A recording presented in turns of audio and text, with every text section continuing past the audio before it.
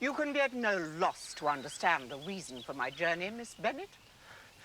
Indeed, you are mistaken, madam. I am quite unable to account for the honor of seeing you here.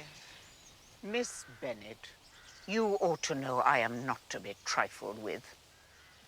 But however insincere you choose to be, you shall not find me so. A report of an alarming nature reached me 2 days ago. I was told not only that your sister was to be most advantageously married, but that you, Miss Elizabeth Bennet, would be soon afterwards united to my own nephew, Mr Darcy. Oh, I know it must be a scandalous falsehood. I instantly resolved on setting off for this place to make my sentiments known to you.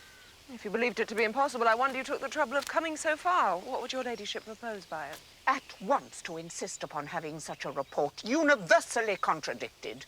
Your coming to Longbourn to see me will be taken as a confirmation of it, if indeed such a report exists. This is not to be borne. Miss Bennet, I insist on being satisfied. Has my nephew made you an offer of marriage? Your ladyship has declared it to be impossible. It ought to be so. But your arts and allurements may have made him forget what he owes to himself and all the family. You may have drawn him in. If I had, I should be the last person to confess it. Miss Bennet, do you know who I am? I have not been accustomed to such language as this. I am almost the nearest relation he has, and I am entitled to know all his nearest concerns. But you are not entitled to know mine, nor will such behavior as this induce me to be explicit. Let me be rightly understood. This match to which you have the presumption to aspire can never take place.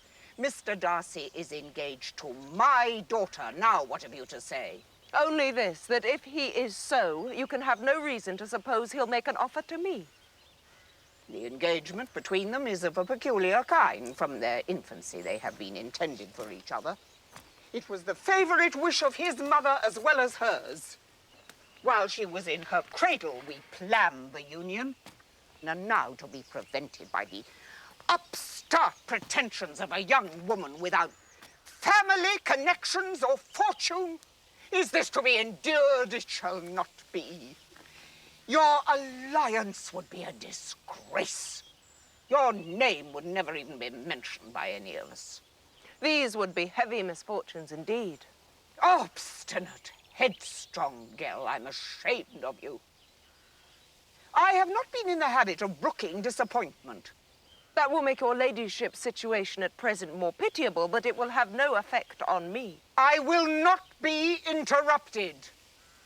If you were sensible of your own good, you would not wish to quit the sphere in which you've been brought up.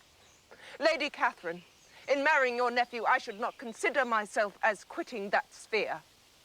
He is a gentleman, I am a gentleman's daughter. So far, we are equal. But who's your mother?